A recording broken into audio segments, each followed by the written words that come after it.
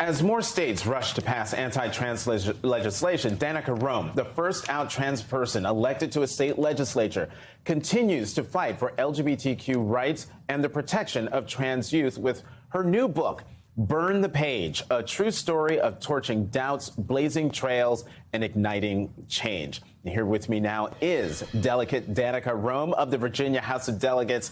Delegate Roem, welcome to the Sunday Show. Thank you for being here on set. Thank you so much for the invitation. It's great to see you again. So what was the impetus for writing your book, Burn the Page? So the impetus for writing Burn the Page is really trying to encourage the public at large to set fire to the stories they don't want to be in anymore, to own your own narrative and to tell your stories, because when other people do it, some of them have malicious intent and they go after you in horrible ways. Other people might just get it wrong. And at the same time, when you're someone like you and me, we understand how important it is to live our authentic sense of self. We understand what it means to have to, feel like we're living in survival mode just by not telling to other people who we are. That shouldn't be the case for anyone.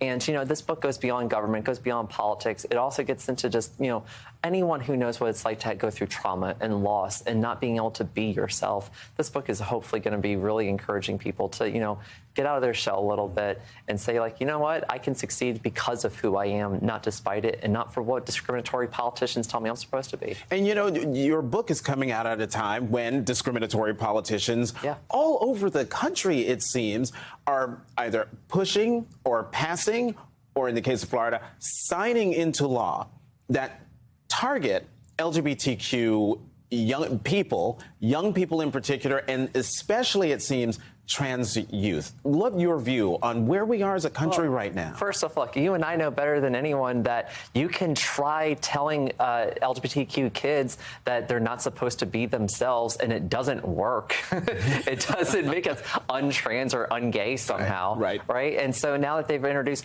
more than 200 bills across the country attacking LGBTQ kids, what I've been saying about this is politicians who attack their constituents, especially their most vulnerable constituents, shouldn't be politicians anymore.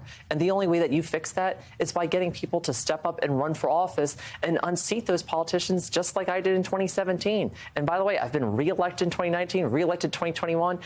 We've now passed 32 of my bills into law, including 10 to feed hungry kids, which is the exact opposite of what Senator McConnell's trying to do right now. Oh, by the way, as Senator Stabenow was mentioning earlier. And I would like to think right now that we're in a position where we can demonstrate excellence within the LGBTQ community to people at large. And in this book, I'm also showing people what it's like to be an unemployed, uninsured, driver of a 92 Dodge Shadow kicking off a campaign, because politics isn't just about for the rich and powerful. It's for us too. Yeah, and the great thing about that initial campaign is that your opponent, a longtime Republican legislator in Virginia, tried to use your gender identity against you, and you, instead of responding to those attacks, you talked about traffic. That's right. Nonstop traffic. In your response just a moment ago, I was thinking about two state legislators who we've been talking about now for 2 weeks, and I think for good reason. Michigan State Senator Mallory McMorrow and Missouri State Representative Ian Mackey, but also Neil Rafferty, Alabama legislator, and a legislator in Alabama. But McMorrow's speech just took off because of, to my mind, the ferocity of the conviction of what she had to say. Would love to know what you thought of. So first off, as the new executive director of Emerge Virginia, where my job is to train Democratic women to run for office. So first off, Mallory McMorrow is also an Emerge sister, which is amazing. And she demonstrated right up in front why we want more Democratic women to run and win and serve in the first place, because the way that she pushed back was completely authentic, talking about who she is as, a Christian suburban white mother, saying that, hey, look, when you're trying to attack me, when you're saying that I'm a groomer and pedophile and all these other horrible, frankly, libelous and slanderous things that they were saying about her. And by the way, there are consequences to libel and slander. It's not just an opinion.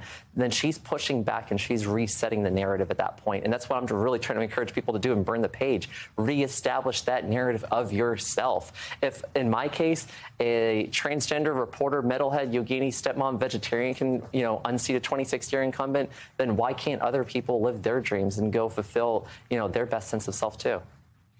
there's no better way for us to excuse me, to end this conversation than on that comment. Thank you very much, Virginia House of Delegate member Danica Roem. The name of her book is Burn the Page. I'm looking for the full title. It's Burn the Page.